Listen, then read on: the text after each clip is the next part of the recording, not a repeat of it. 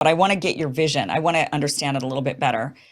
Okay, so if you had a magic wand right now and you're going to make it happen today, tell me what you get rid of, what you implement, kind of walk me through the picture that you see, the vision.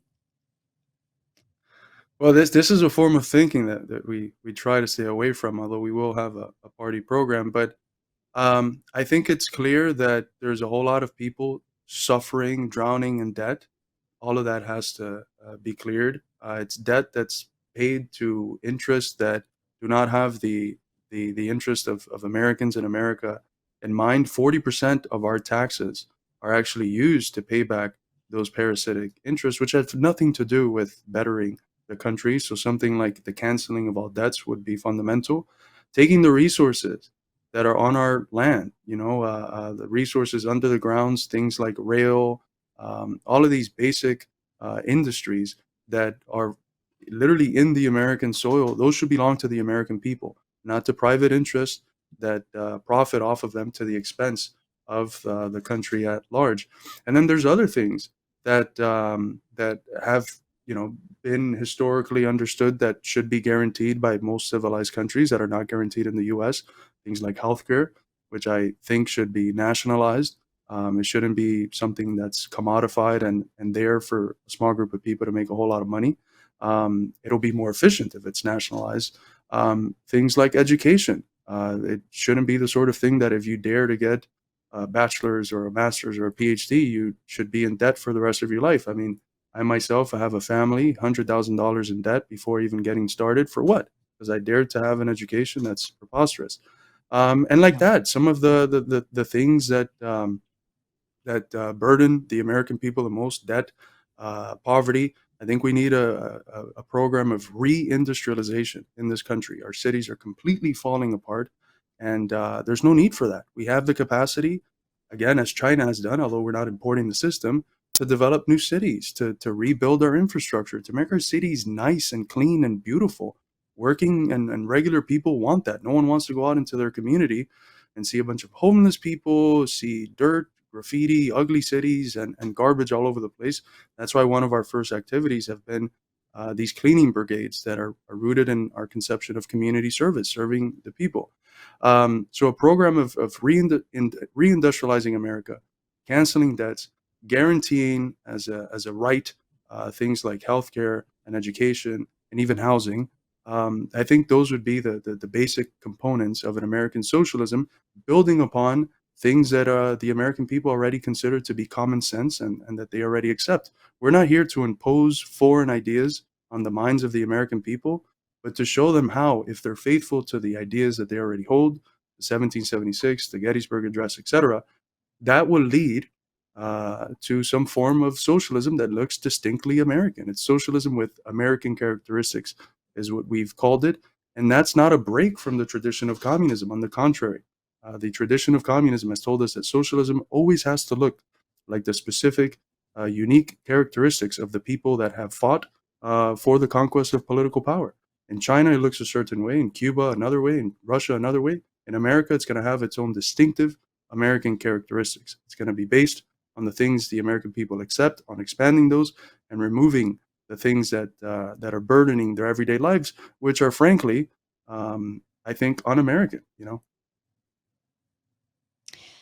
I think that a lot of people would agree with a lot of these things on both sides of the aisle, right? Like Medicare for all, for example. When you ask Americans on both sides of the aisle if you use the term Medicare for all, they tend to that's a divisive term.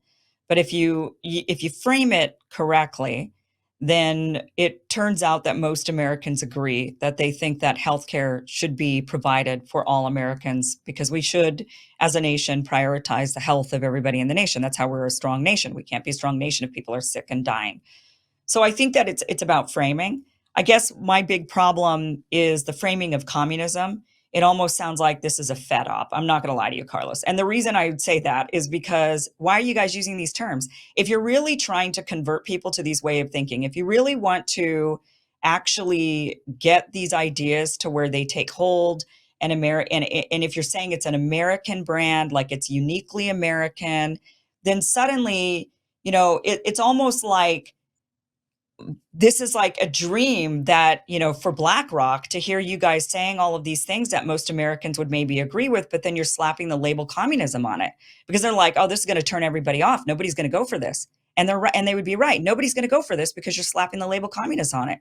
So if you just took the label communist off of it, and if you made it a uniquely American thing, then maybe actually more Americans, would actually take to it and say, wow, this is a populist party. This is for the people. This is a people's party, a populist party, a build back better, make America great again party, or whatever, like however you want to frame it, right? But the minute you slap communist on it, you know that people are going to reject it automatically. People are going to associate it with China or the USSR, that this is just going to turn people off from these, I think, very common sense ideas that you're actually bringing forward about student loans, about healthcare, about housing, about not letting BlackRock buy all the houses and turn us all into renters, about WEF, all of those things. But you slap the word communist on it, and suddenly now people are turned off. So why are you guys doing that? Because it is communism. That's what communism means in our context. That's what the people in our tradition, like the old Communist Party, the slogan "communism means 20th century Americanism" comes from an era where the party was at its biggest. It had, the story goes that it had 1 million card-carrying members. It was never that high, but it was a very influential party. It had a lot of popular artists, people like Paul Robeson, who's at his time he was the most famous one of the most famous artists in the world. He was American. He was in the party, wrote for the party paper, and we never that tradition is one that, if I may use the phrase of the youth, stood on business, and that's what we aim to do. If it's communism, what we're doing, and it's communist what we are, why would we lie to the people? Yes, it's American in character, and it has an American form, but it's communism, and I have faith in the American people to not reject something that they so substantially agree with and understand that's common sense just because of fear of a name. This is something that I live in the heartland of America, Iowa, Illinois, where I've spent the last 10 years. We have had no trouble pulling from people that are, for instance, in MAGA spaces. Most of the people we've pulled from are MAGA spaces. And when you talk to them, Mm-hmm. you tell them the basis. Sure, at some point they might be scared of the word, but if you reply like, "Are you, you think it's really rational for you to be scared of a word? I mean, I don't care what you call it for your own sake, Kleenex, whatever, call it something else. But if you agree with the substance, why be scared of the word? How is that honorable? How is that, for some of these men, how is that manly to be scared of a word? Really? Um, I have faith in the American people to see through the fear of communism that has been imposed on them on the basis of lies and myths from the McCarthyite era by people who they already disagree with and distrust, and then at some point perhaps not call themselves communists but have faith that we're the sort of people that are fighting to uphold their interests. And we're not going to be perfect. We're going to make mistakes, and uh, we're going to be, as good Americans, pragmatists about it. When we make mistakes, we'll correct and take the course that is best for the American people. That's not something that could be said about the current ruling elite of this country.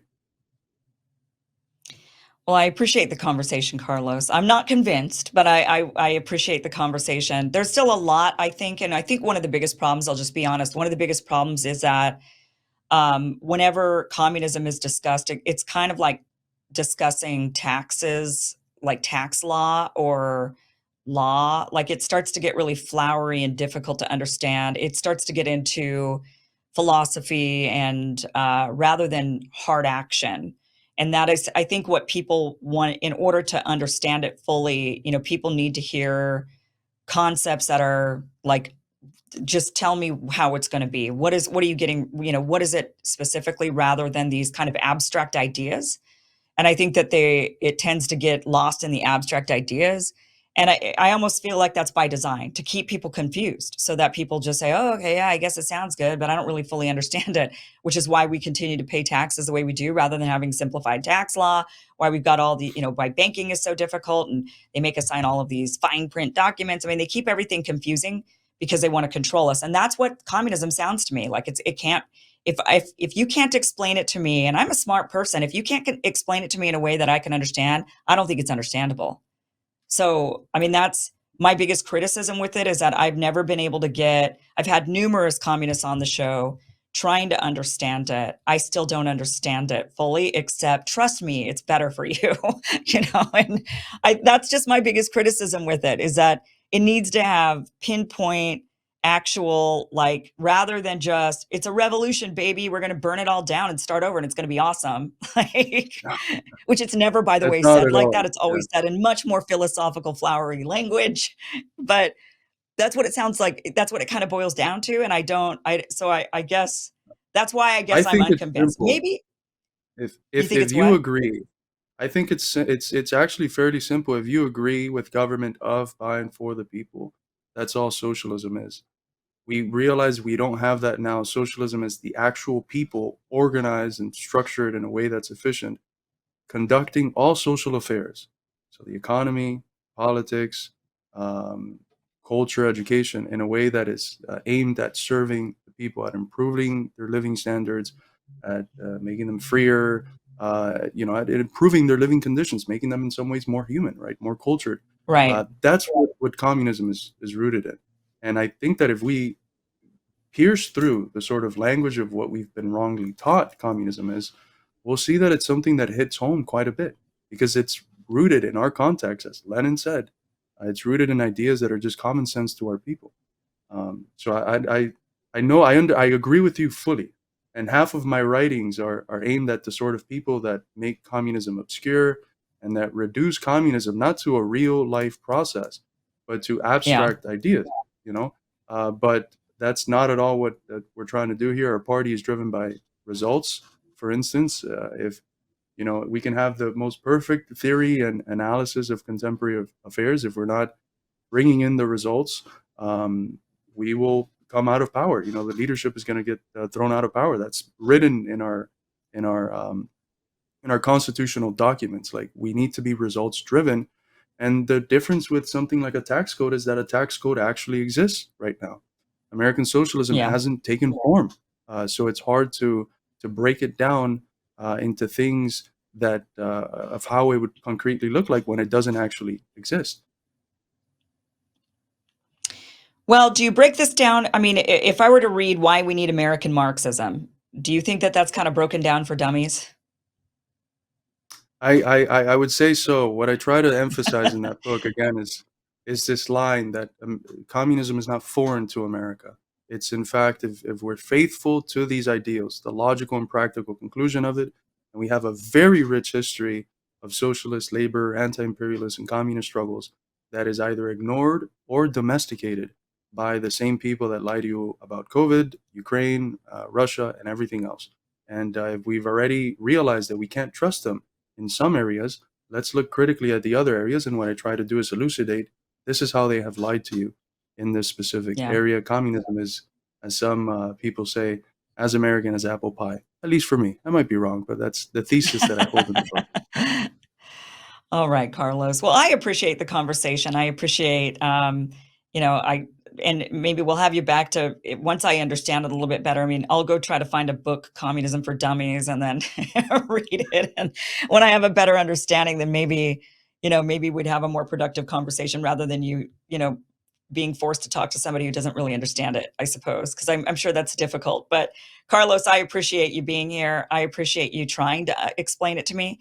And so people could go to your website, midwesternmarks.com. And what would they find there? Well, Midwestern Marx is the largest current Marxist think tank in the country. We have a website, we have regular YouTube shows, and we have social media that we're very active on. It's all at Midwestern Marx. We have classes that we offer. I'm currently opening up to sign up to a class on the history of Western philosophy for those interested. You can find it Hmm. at in our social media. We have books that we publish, of course, with our publishing press. So yeah, you can find all of that at midwesternmarks.com or in our social media. If you click on the little link tree, you'll find the links to everything. And then there's also the American Communist Party, which you can find at acp.us or at ACP Maine on Twitter. All right. We do have those links down below. Carlos, thank you so much for joining us. I really do appreciate it.